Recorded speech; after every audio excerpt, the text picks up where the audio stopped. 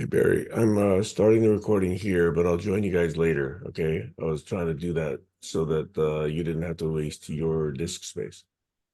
Okay.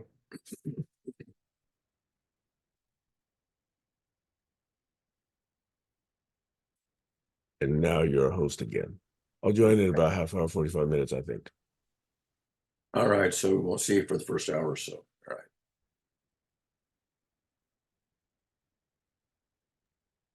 I'm on my way to Taiwan, making preparations for Taiwan. Are you on the road? I'll tell you guys more details later, okay? All right.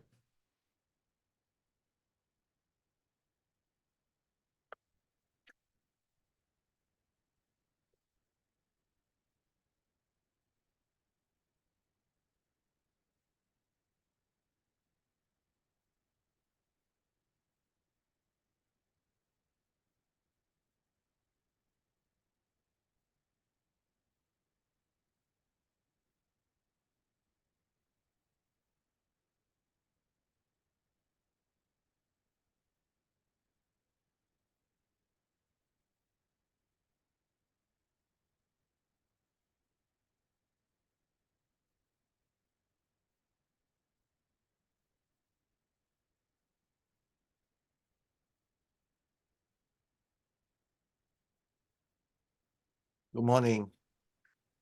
Good morning. How's the weather? Cold? Well, actually, it's not too cold. It's 48 degrees and clear sunny skies and no wind. You're better than me. I'm 42. Well, but you're also 3 hours earlier in the sunlight day. Oh, okay. That makes sense. It's already 11 a.m. here. It's practically noon. Yeah. Give me a chance to warm up. What happened to Stacey? It's total darkness. Yeah, she turned off. Well, she turned on her cam. No, well, evidently her camera's not working or something like that. She turned her camera off and now she's back to. That's why I thought the camera's on, but there's total darkness. Oops, she went away. Okay. She'll be back in a second. She might be switching. Last week she was on a different computer. Yeah. Yeah. So maybe she's futzing around with multiple semi-functional, largely dysfunctional computers. Yeah.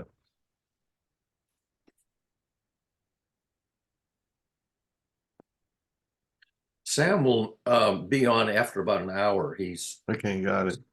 he's en route. He's getting ready to go to Taiwan, and he's tied up for the first hour. Anyway, I was driving just now to pick up something I forgot in the office and rush back.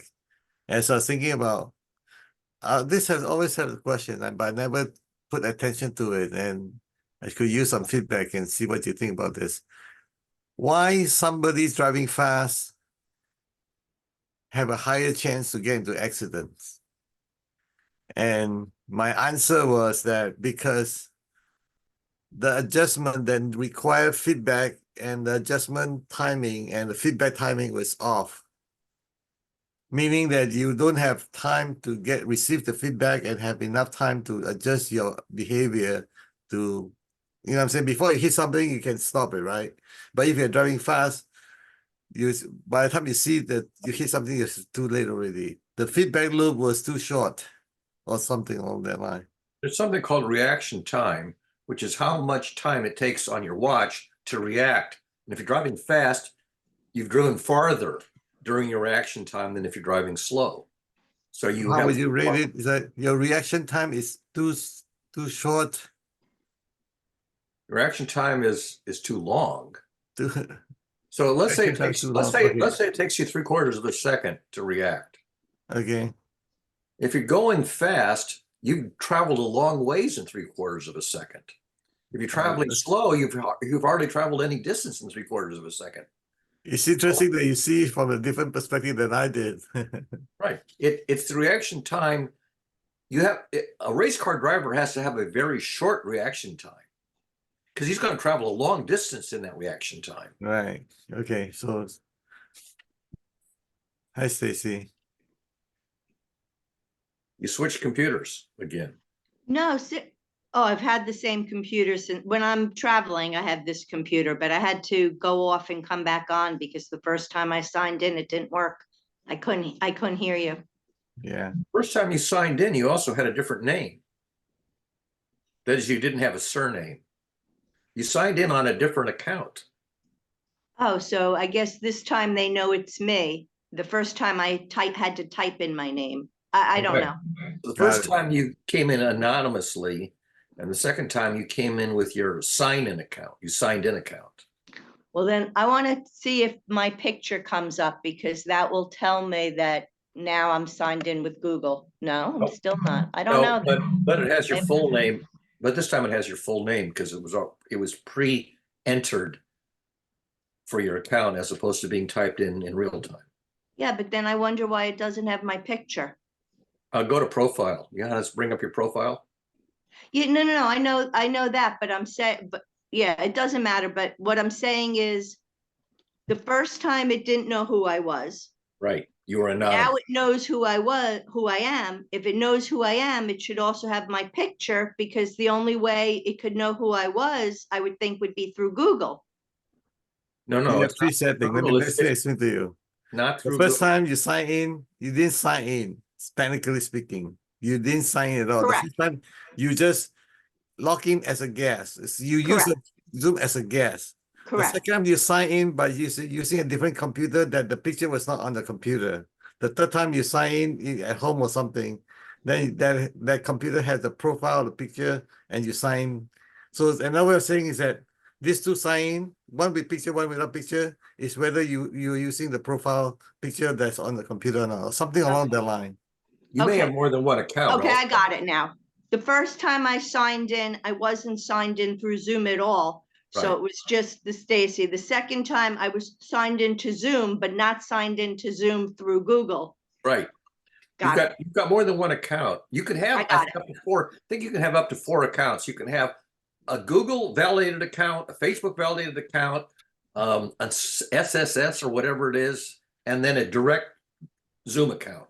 That And makes sense. I've got, I think, 3 different accounts that way. One on Google, one on Facebook, and I don't know maybe one straight away. I don't remember now. What I'm trying to tell you is this. So when I'm at home, when you zoom in with me, you see the trees behind me. Okay, Right. that's my home computer. But when I'm in the office, you don't see these trees, you see something else. So how is the difference? That's what I'm saying. It's the local computer that makes a difference. If I sign in on my old computer upstairs, I don't get the Aurora. Yeah, The Aurora only works on my modern computer. that's My old right. computer can't do this. So as I'm saying to you is again, is your computer related login. No, because I'm going to disagree because I could, if I wanted to, I could sign back out, sign in through Google. And then then when I turned off my camera, you would see my picture. It's Right. not Okay. my computer. Your Google validated ID is a different Zoom account. And Right, it has a different profile. right. And that's what makes the difference, not my Right. computer. Yes. Right, Okay. correct. Thank Got you. it. Okay, so your Thank you. Google account somehow, I don't have a Google signed account, so I have no idea what you're talking about. So that's the difference. So Google somehow will store the profile picture and background in the Google Drive or something. Yeah, No. It's Not not my background. I'm talking about my picture. in picture. the picture that shows when you turn off your camera is stored in the Zoom account that you signed in as. If you have more than one Zoom Got account, it, got it, you got can it. have different profile pictures or not have one. Okay, All different names. This is why Sam has 3 different names. He's got Sam Han, and then he's got these funky made up names on his other 2 accounts. He Got can make it. 3 different accounts. got it. Okay, that's clear now. Yeah, I have only one signed account, so I have only one picture, so that doesn't change for me. So I have no idea. So now I know. If I have a Google account, then I will have a different picture then. And of course, you can change your profile picture on demand. It's a little bit wonky, but it's not that hard to do. Yeah. But So when what have you guys been discussing for these few weeks well, that's that a I've good been in and question. out? Well, Sam, you've been putting up the what's the thing called the summary thingy? Yeah, the AI summary thing. AI AI summary, yeah. companion summary. It's very good. Yeah, is. Sam has been requesting the AI summary, and I think Sam Hunt has actually been posting it along with all the other Yeah. paraphernalia. But to tell you the truth, I don't try to memorize that stuff. I don't have enough capacity to memorize what we've said at 4 hours a week, 2 hours Saturday. I can't possibly memorize what we talked about in any given episode, and I don't even try to remember what we spoke Yeah. about in an episode. I can remember what we might have spoken about once upon a time, but I couldn't tell you what episode it was. So you don't mark your storage in the memory lane with the timing benchmark in there somehow. Got it. I don't. There's a famous comparison between a couple that go to a party, and one member, usually the guy, says, "Well, that was a really interesting session last night. We talked about X, Y, and Z," and the other person, usually the female, says, "I don't remember what we talked about, but I can tell you who was there." It's the old "what color is the wallpaper" thing. You're in a room, you go into somebody's house, a couple goes into somebody's house, and you're sitting in the kitchen, and the wife goes up to the husband and goes, "What color is the wallpaper?" And the husband couldn't tell you. Even though he's been sitting in the room for 15 minutes, he can't tell you the color of the wallpaper. Whereas the wife could tell you everything about, the wall, but not what they were talking about. That's the classic difference between what males and females pay attention to. Now, it's not universal, but it's a classical characterization of paying attention to different kinds of information. The male focus on the hunters and the animals in the jungle so that Right. it doesn't get eaten alive. The wife focus on the surrounding, like, is it safe or not safe? I can Something tell you like what we that. talked about, but I can't tell you who said what. Can't tell you the names of anybody who said anything, only what they talked about. Wife says, "I can tell you exactly who was there, but I don't know but I couldn't tell you what they were talking about." Yeah, anyway, so last few weeks we focused on Boehmian dialogue about All right, for two or Yeah. 3 weeks, we've been talking about Boehmian dialogue. Oh, and we've been trying to adhere, first of all, define what it means, get the list of the requirements of a Boehmian dialogue, and then are we adhering to it, and can we recognize when we're drifting away from it?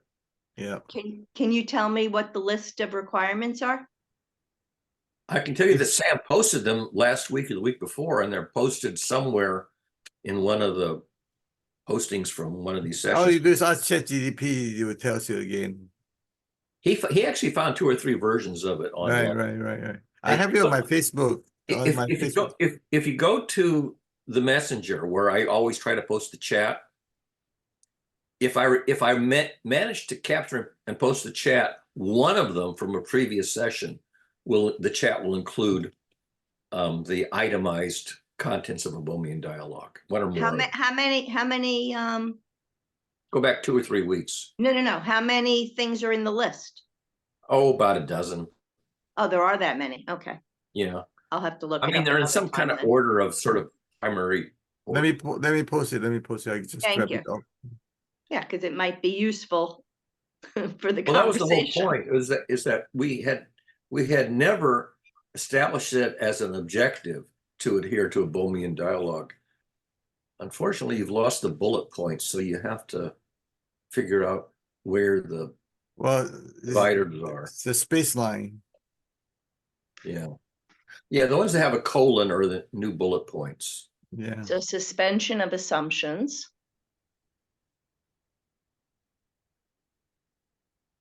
Each period is a new sentence. Yeah, unfortunately, when you do copy and paste, you lose the Shared item inquiry. bullet listing. Yeah.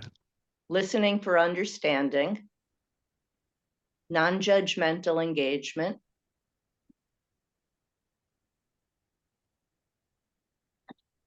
Being aware of your own thought processes.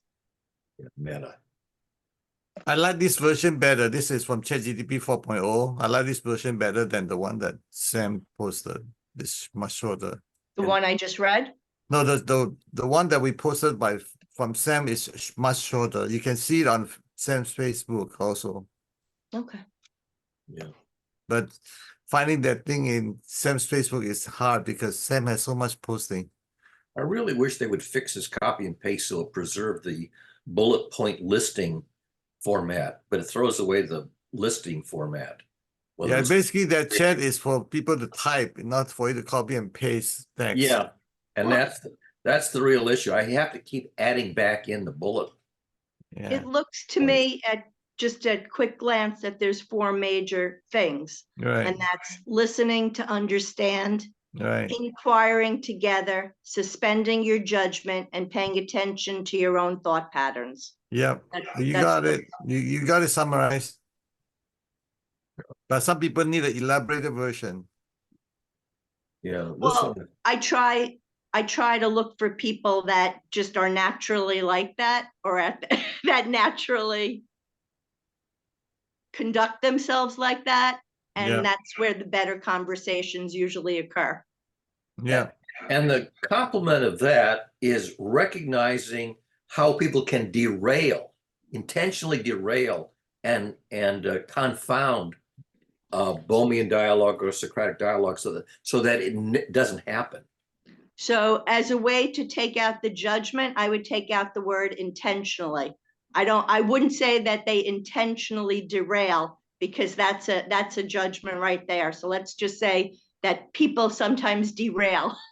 Let me say consistently derail on every single cycle, every single effort. And then I'll every say, single time they blow it away. so I will say they seem to consistently derail. Well, I'll tell you a funny story. Sabina Hassenfelder is a science educator on YouTube. She's really great. And I can't remember the topic, but in the comments, I posted some refinement of an element of her story, and a guy came in and argued against what I had written. And initially, I thought that he was simply misguided. It was about the nature of time itself. What is it? What is the concept of timekeeping? And he was arguing that all clocks tick at the same rate everywhere and everywhere forever and ever, which is baloney. Okay, even Einstein said, and he's arguing against it. And for the first cycles, I thought he was simply misguided. And then it occurred to me, this is too consistent. He's trolling me. He's just having fun arguing against me for the fun of arguing against him. So then, when I had enough evidence to make a judgment, what I did is I wrote down the null hypothesis H naught. The guy is sincere but naive in his misconceptions. Hypothesis one, working hypothesis, he's trolling me for the jollies. And at some point I said, your last two remarks now have provided enough evidence to falsify the null hypothesis that you're simply naive. And now I affirm the working hypothesis, you're trolling me. And as soon as I posted that, he vanished. He kept it up until I correctly diagnosed that he was trolling me and that he wasn't simply mistaken. Yeah. So, do you want to call that a judgment? That's a scientific classification based on evidence. I have alternate classifications, H0, H1, and I cannot falsify either initially until I get enough evidence to throw away H0. And I have two pieces of evidence that affirmatively rule out that he's sincere but naive. Now, you can call that a judgment, but it's a classification. It's what scientists do. They rule out all the unsupported hypotheses until you got one left that you can't falsify. Right, but by that definition, the minute you say always, you can say it seems always, but you can't say always, because there's no way to rule that out, because time is infinite. So how would you?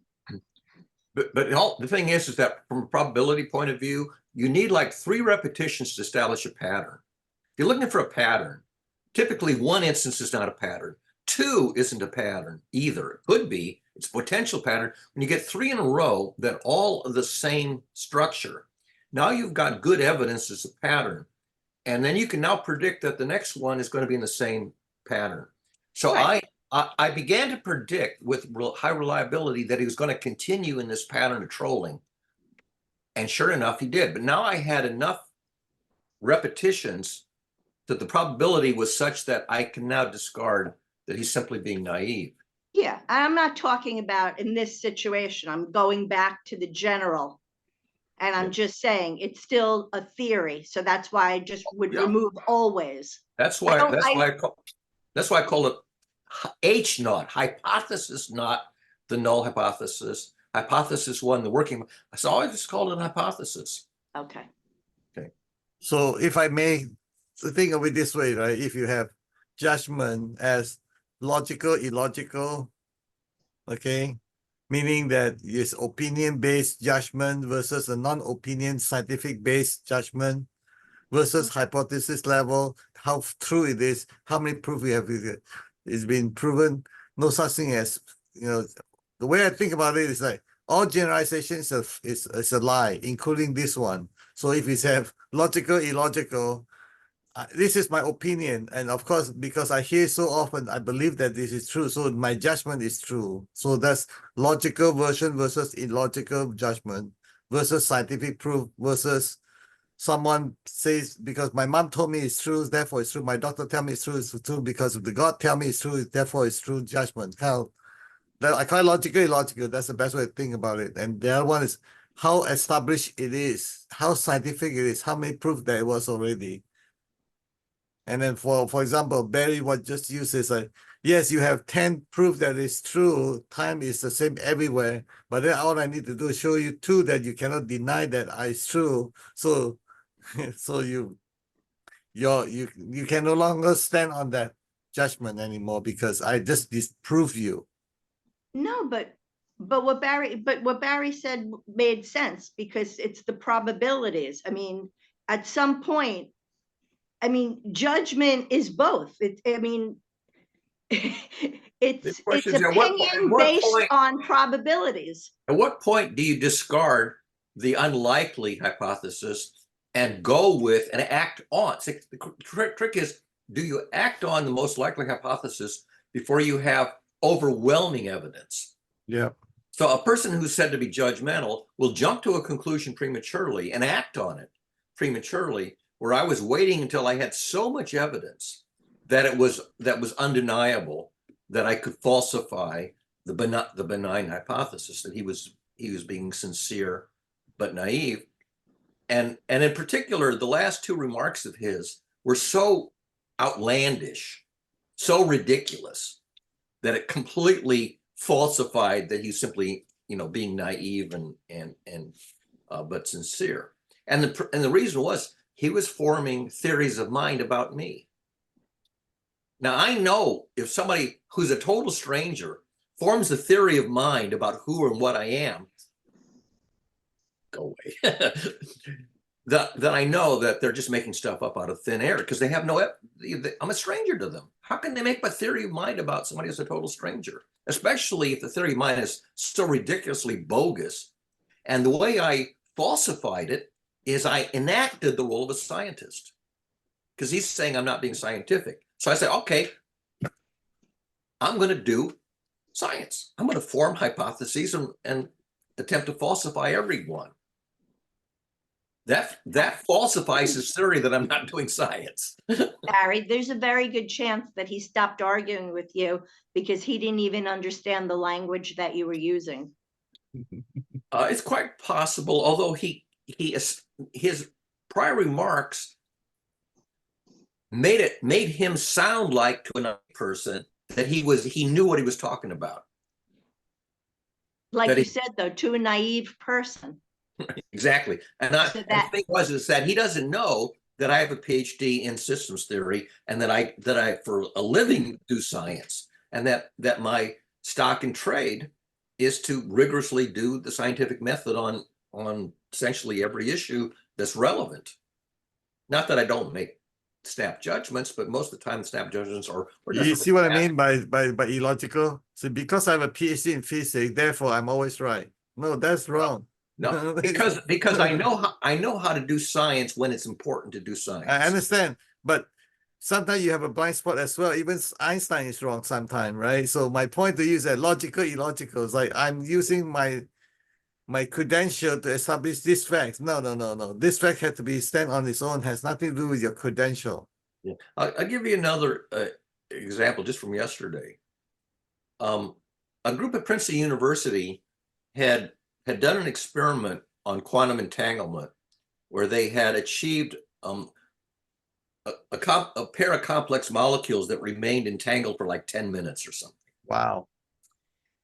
And they weren't the only ones. There was two other groups that had done something similar, but there was a story about their work. And the story about their work was written by a science journalist who was not at Princeton University. He was somewhere out in journalism space in general. And he repeated the main finding, and then he added a gratuitous remark that was bogus. The gratuitous remark is that these two molecules remain entangled forever and ever, no matter how far apart they are, to the end of the universe, which is baloney. Okay. And I go, that can't have been in the paper. No scientists who knew what they were doing will put that in the paper. So then I went back and I looked at the paper, and sure enough, he had made up that little aside out of whole cloth because he was an anthropologist. He didn't know physics. And so then I found him because he had a byline. I found him on LinkedIn where he posted the same article that he had written 4 or 5 days ago. And I pulled out the paragraph with this bogus aside in it. And I simply said, that's not true. Okay. Don't say that. That's not in the paper. And it's also not true. So see, this is That the entangled judgment. particles, I said, what happens is if you fiddle with one, it doesn't instantaneously cause the other to change the same way. No, they decohere. Did he respond, Barry? I haven't gone back to look, but I have to tell you that the example, that's the biggest problem that I believe we face in communications. People adding on that one extra point. That's something that we have to all learn to not do. Right. And it's not surprising because statistical correlation is an advanced topic in probability and statistics, and understanding that two things are correlated at birth doesn't mean they stay correlated forever. And if you fiddle with one, it decoheres from the other. It doesn't cause the other to stay in sync. But it would have been okay if he put that last thing in as a question. Does this mean that? That would have been fine. But too often people would put that last thing that they believe in as a fact. But he was reporting. That happens all the time. He was reporting the paper. And the paper doesn't say anything about that. Basically, the paper doesn't mention that because it's irrelevant. It doesn't apply. So I'm glad you called him out on that, but I'm curious to know if he will respond. Let me go Because back. that's a big deal. There's a difference between a good reporter versus a terrible reporter.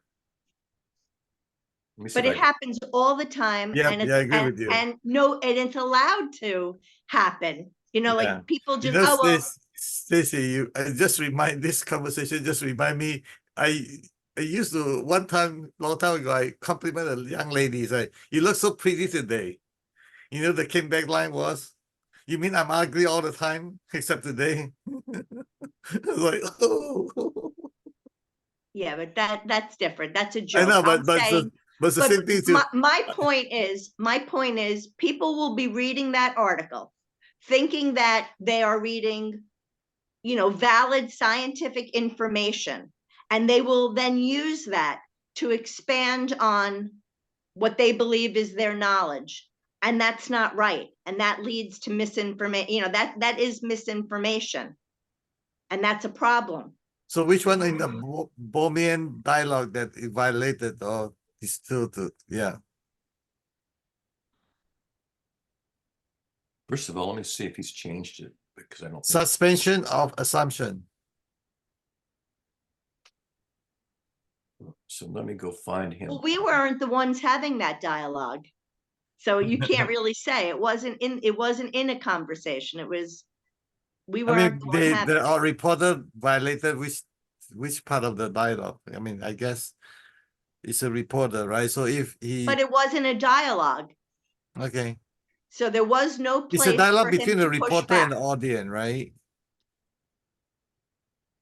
See, the beauty is if it was a Boehmian dialogue, then there would have been, it would have been able to be pushed back on.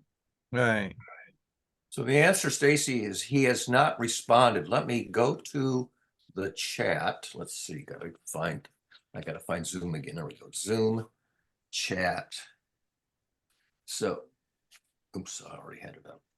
So here on LinkedIn is where he also posted the same report verbatim. And the byline is Tom Garlinghouse for Princeton University. But he's not at Princeton University. He's reporting a story that came out of Princeton University as if he's doing it on their behalf. But he's not affiliated with Princeton. He's affiliated with something else. He's a freelance science But journalist. somebody will take that last sentence and they will start their thesis using that. Like they will, not their thesis, but they will start their paper using what he wrote and then building on it. And it's not even accurate. Yeah. And that's the danger. Yeah, and then I'll also give you the same place on Facebook where I also posted the same comment.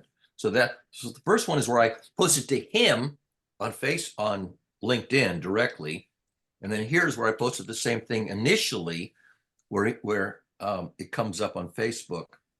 In both cases, I pointed out the same mistake, and in neither case did anybody comment.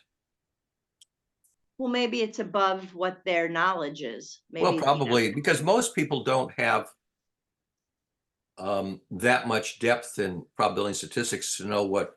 See, the word entanglement is one of those funky, cutesy buzzwords, but it's simply a poetic synonym for statistical correlation. It's a buzzword right now. Well, the thing is that Schrodinger blundered.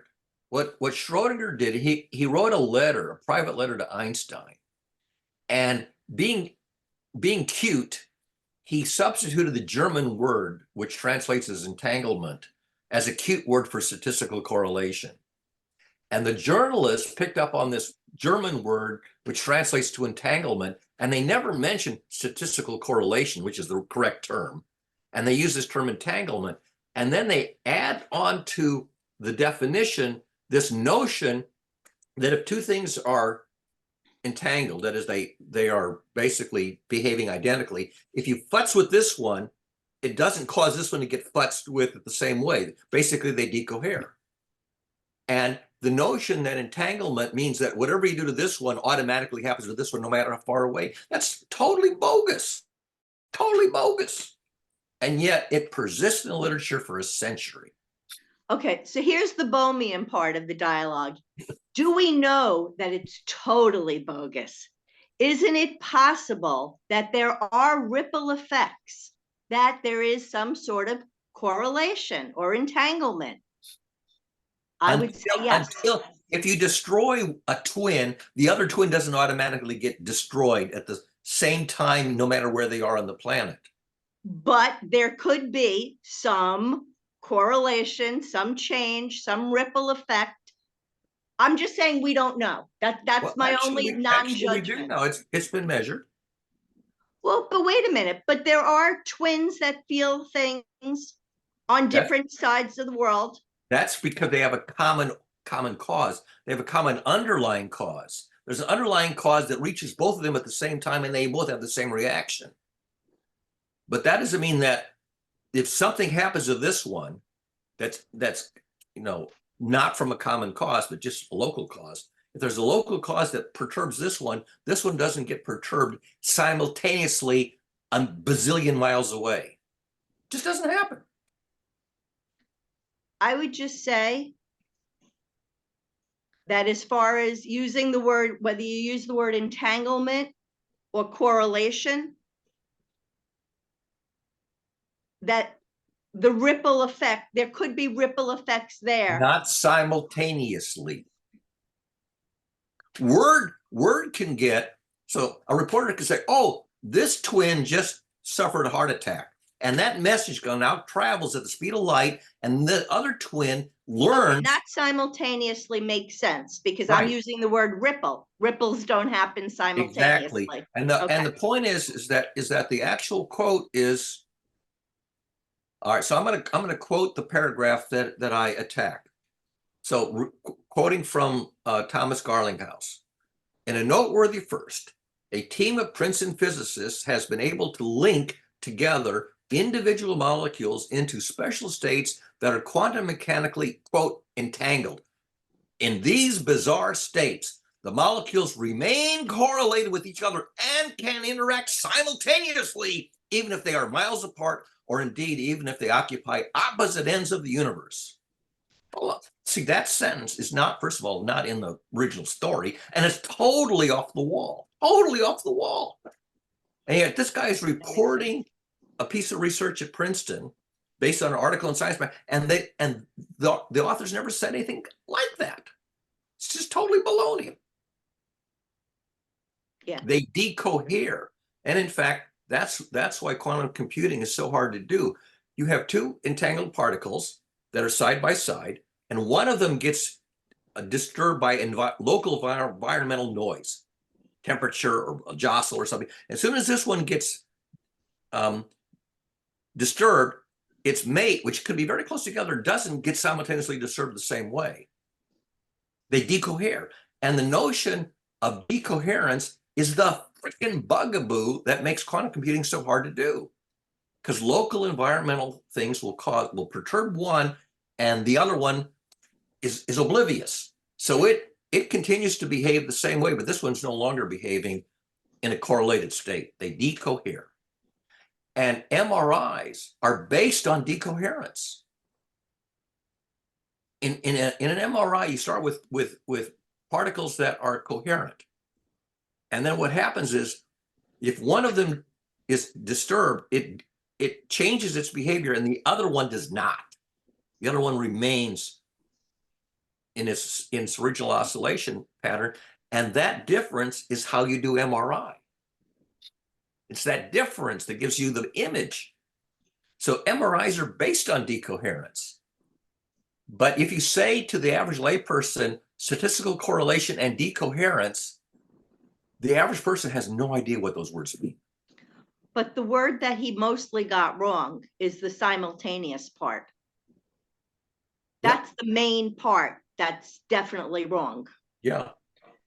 If the influence or the word can get transmitted, the other one can react, but it doesn't react simultaneously if no information travels. So the one thing that can happen is an underlying common cause can reach both of them.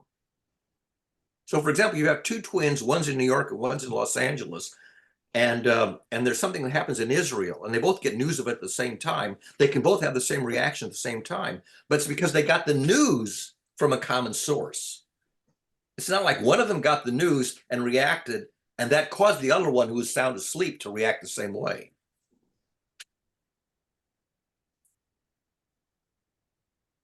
Interesting.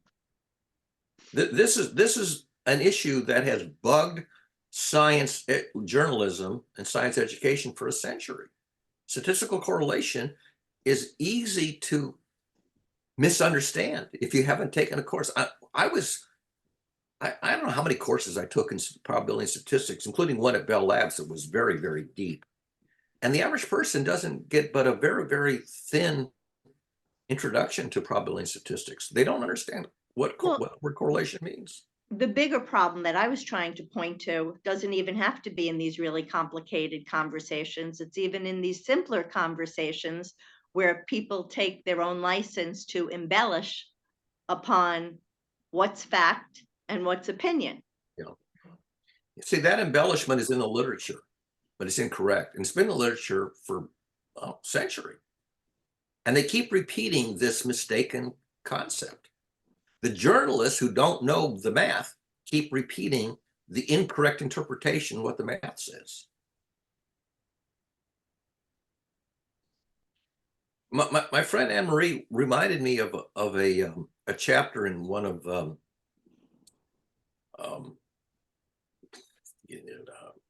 come up with his name a second here. The guy who wrote The Man Who Mistook His Wife for a Hat. For a what? A hand? The Man Who Mistook His Wife for a Hat. Oh, a hat. Oh, that's Oliver Twist. Say again? Oliver Twist. No, Oliver Sacks. Sacks, Oliver Sacks. Also. Yeah. Oliver Sacks has a chapter called The President's Speech. Yeah. And the story is either Sacks or a friend of Sacks is visiting a home for the deaf, or everybody in the room except for the staff are deaf.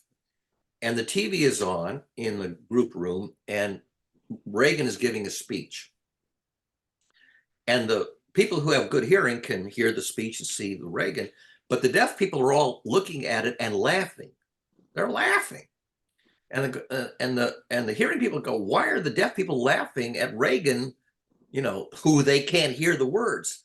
And it turned out that Reagan was lying through his teeth in this speech, and they could tell by his visual appearance that he was lying, whereas if you listen to the words, you wouldn't realize that they were baloney.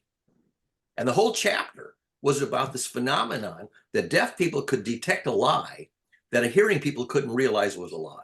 Wow. Wow. So the judgment of the blind people, the two Deaf people. sets of people is different because Right.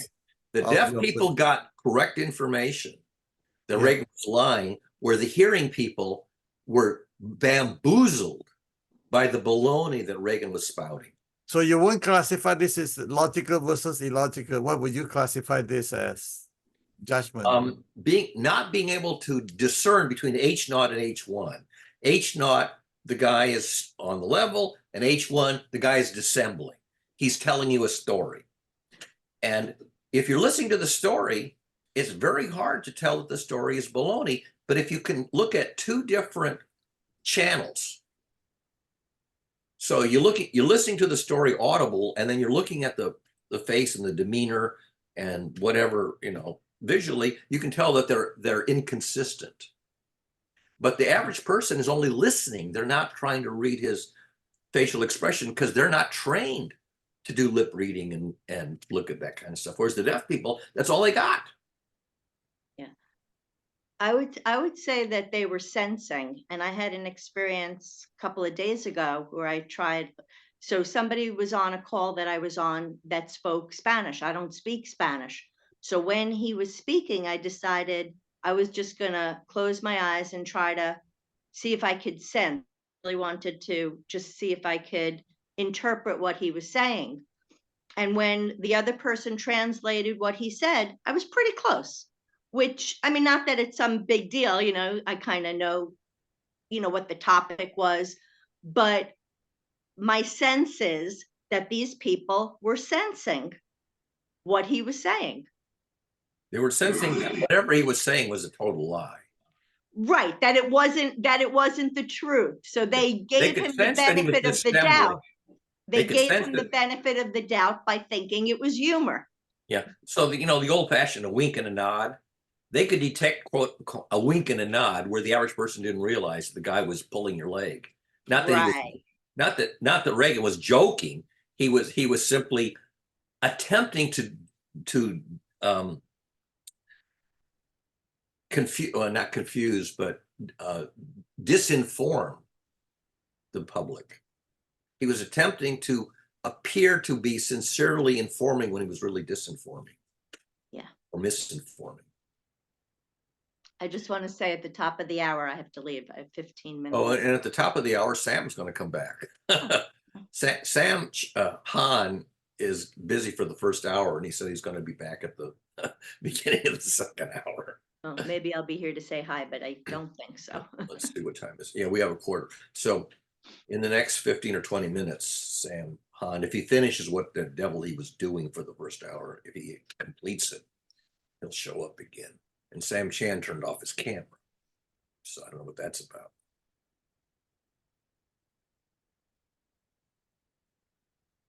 But, you know, so Boehmian dialogue, to get back to the thing, is can you discern a reliable set of observations that will withstand investigation? Or are you just spouting baloney that, you know, Oscar Mayer is having a field day with us, right? So, and the whole point of Boehmian dialogue is to get to the ground truth as efficiently and reliably as possible. Whereas debate, which is the opposite of Boehmian dialogue, I try to convince you of this position, and you try to convince me of the opposite position, and they can't both be right. There was an episode of, I think it was Gilmore Girls, one of those shows where one of the characters goes into a debate, and it's a disaster because she has the side that's accurate, that's correct, and the other party has the side that's bogus, and she loses the debate. You know, the character who we know is trying sincerely to tell the truth, and the other person is surreptitiously trying to confuse the audience, and the audience believes her. And that's sort of a classical example of why debate is not a reliable method of getting to the ground truth. Whoever sounds the most convincing wins, even if what they're telling you is total horse dookie. But I'm so surprised because I always think it's so much easier to convince people when you're telling the truth. I guess it is if you're deaf. That was the point of Oliver Sacks. The deaf people can tell the difference where the hearing people. A really good telling people what they want to hear, so what they need to hear. If you tell people what they want to hear, they're going to believe it. If you tell them what they need to hear, they're going to say, "I don't believe it." Right. Because it's bad news.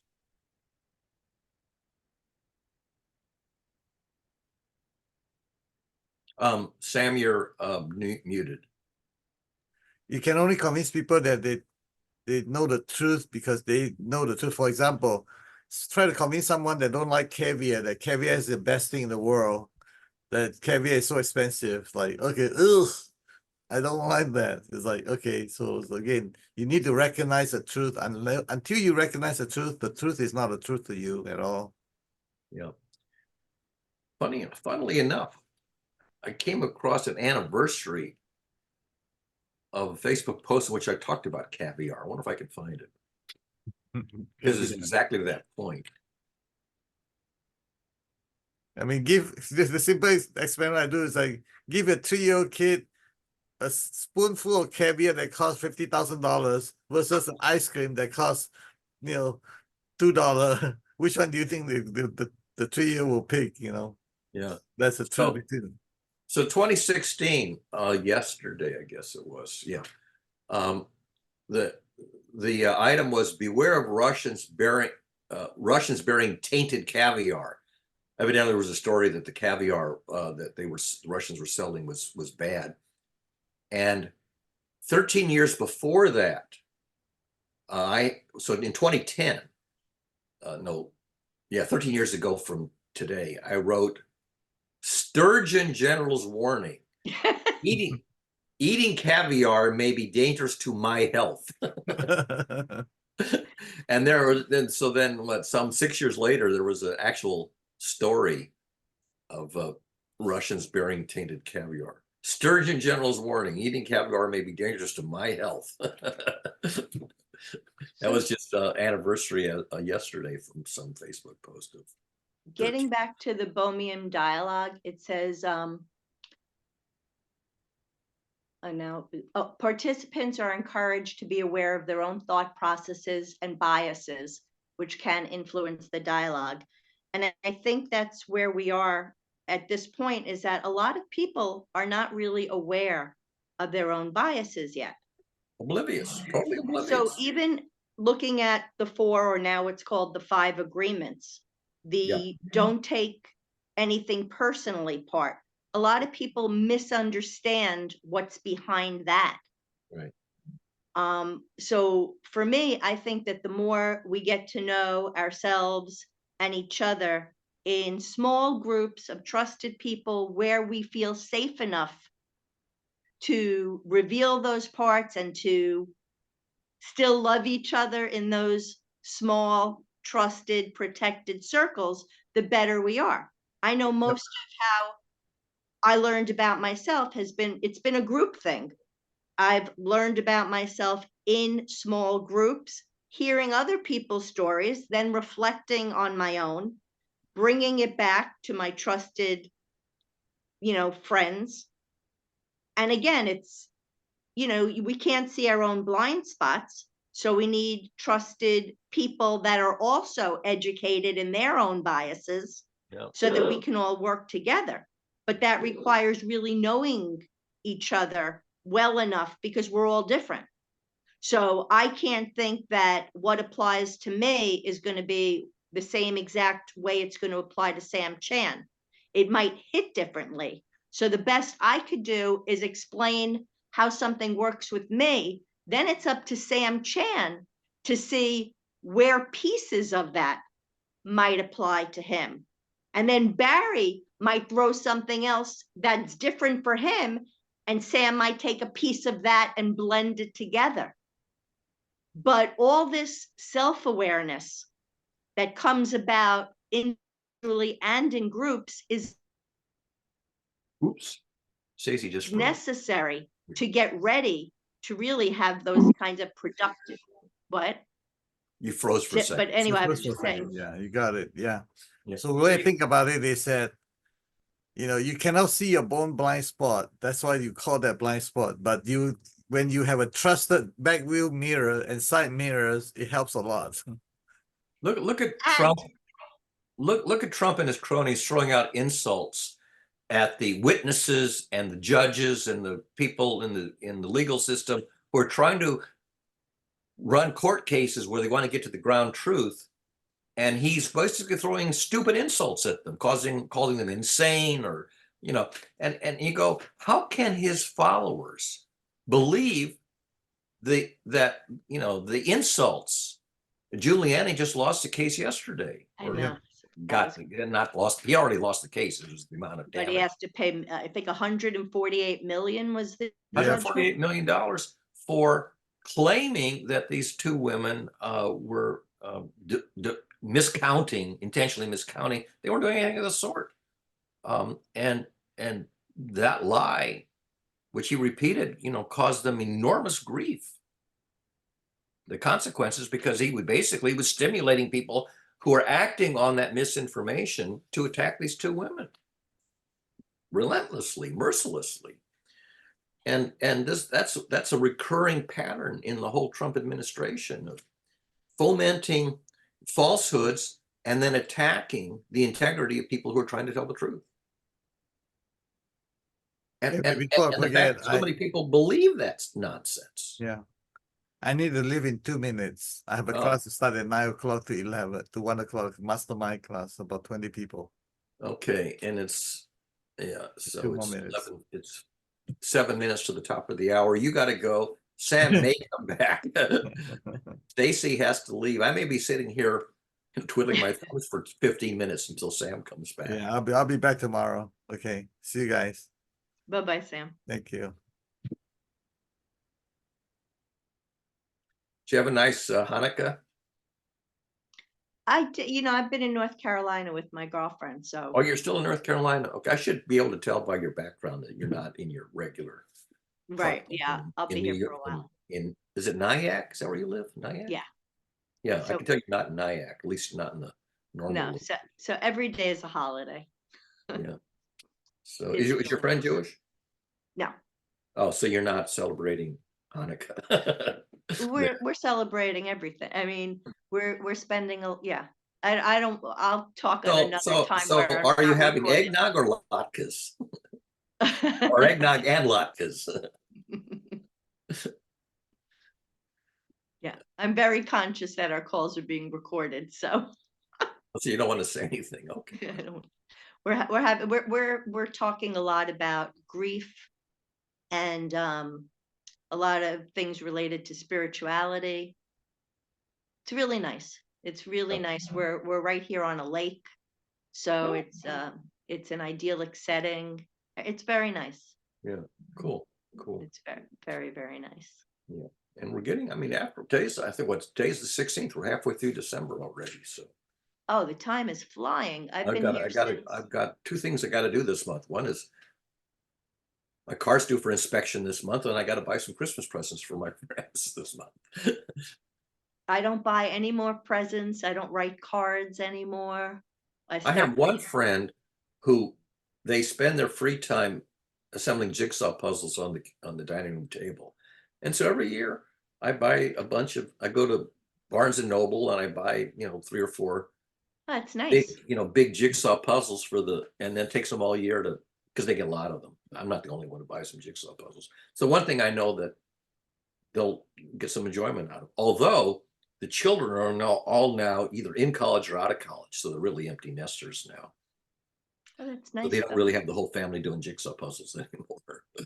No, but they can do it with each other, so that's really nice. So the husband and wife still do them, and occasionally, uh, one of the sons is still at MIT, so he can still come and visit. The other two, one's in New York and one's in Atlanta, so the other two older boys are not around much anymore because they don't live in Boston anymore. How's the weather where you are?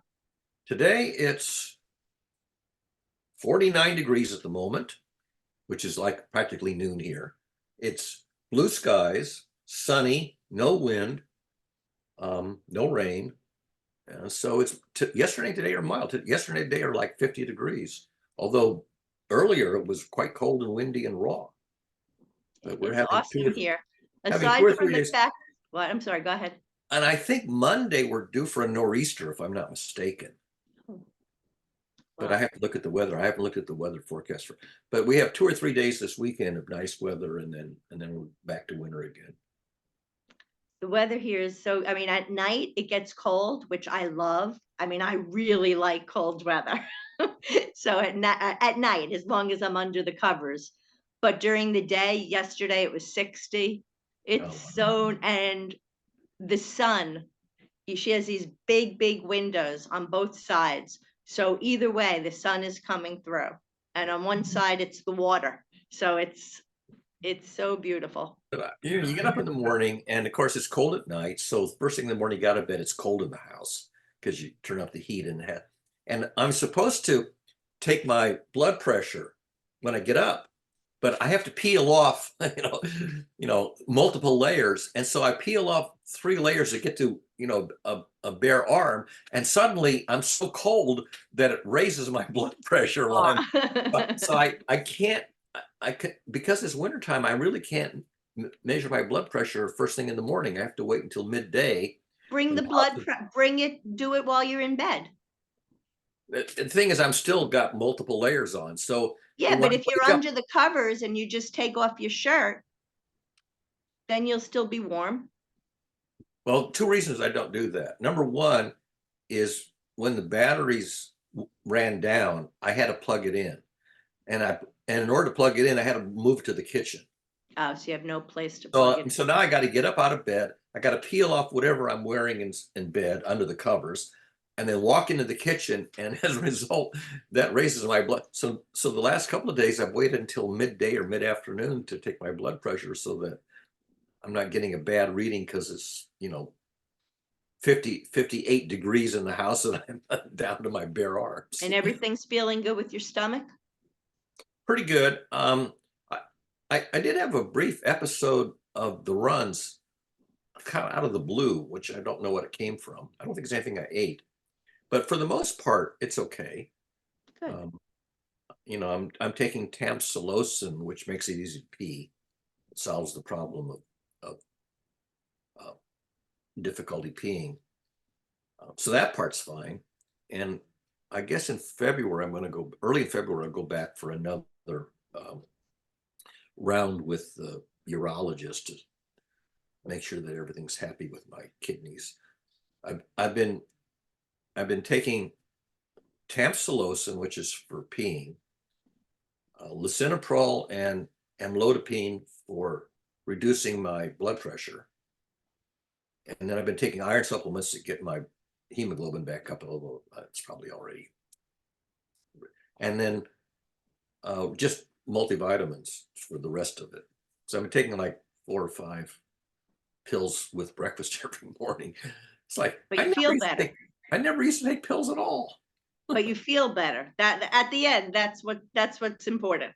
Yeah, I mean, I feel about the same. I mean, I didn't, it's not like I was feeling ill before I had my episode. And it's not like I'm feeling much different today, except that when I want to pee, I can pee. Okay. I don't have difficulty. That's the main thing. I don't have difficulty peeing. Oh, I have one other thing though that just started about a month ago, and I didn't really appreciate it until Thanksgiving dinner. And there's lots of different foods on Thanksgiving. So one of the foods that was on the table was the classical sweet potatoes and apples. That's on a casserole, and they're always very hot. They never cool down before you eat them, and they're small pieces and they're soft, but right where your throat joins your esophagus, there is something called esophageal stricture. And that's just sort of like the opening into your esophagus gets a little tiny. And so it doesn't block well chewed food, but if you try to take in something that's a little bit not completely chewed, it can get stuck. So a piece of either the sweet potato or the apple got stuck. And it doesn't block your breathing. You can still breathe. But it does is it initiates a coughing fit. So initiated a coughing fit. And of course, my friends had no idea, whether I was needed a Heimlich maneuver or not. But it turned out it was just kind of got stuck in that esophageal, but it's hot. And because it's hot, you can actually feel it. It's not just that it's stuck. But I had noticed before that a couple of times if I ate something hot, I could feel the heat as it passed through the stricture. So I haven't told my doctor about it yet, but next time I write a note, I got to say, by the way, I have the onset of a mild case of esophageal stricture. Do you need to check it out? Okay. And I looked up, I said, is that a precursor to esophageal cancer, which my dad had, or is it just random, or is it a consequence of all the pills I'm taking, which I doubt, but so it's one more thing to worry about. But at the moment, I'm not too concerned because as long as I chew my food and don't try to swallow anything unchewed, I'm fine. Yeah. Focus on how good you're feeling, and tell Sam that I said hello. And I hate to leave you here, but if I were you, I'd just turn off your camera and do what you need to do, and then you'll hear him when he comes back on. Yeah, I think that's probably what I'll do because it is noon, right? Yeah, it's a couple minutes after the hour. Yes. So yeah, so we'll see. Are you going to be on tomorrow? Probably not, Okay. if we're doing something, but I All want right. to at least come on and say hello. Well, enjoy your visit in North Carolina with your Thank you. Gentile. I was going to say goy, but we don't say goy. Don't say it. That's not nice. Actually, I looked it up. In Hebrew and in Yiddish, it's perfectly fine to say goy. It just means nations, literally. Well, but you know what? I don't even separate like that. So when people do that, I don't get it. Like, But in English, the word goy somehow in English it took on a pejorative connotation. So you have to say Gentile in English, even though that's literally. well, I think for me, the issue is just even separating people in terms of that. I mean, if an alien came, I don't even want to be separate from the alien. So otherwise I'd say I identify as human, but I'm open to. Yeah, well, Homo schleppians, because we're always carrying around our baggage. Yeah, I like that. All right, take care, Barry. All right, bye-bye. Bye-bye. Okay, so Sam's not back. What I'm going to do is pause and give Sam it's 4 minutes after noon, after the hour. I'll give Sam 11 minutes. If he's not back by 15 minutes after the hour, I will terminate us. And I'm going to turn off my camera and say, waiting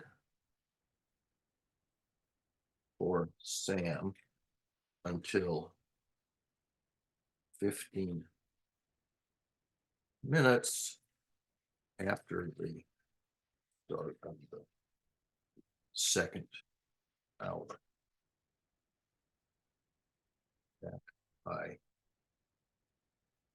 then or when I hear sense.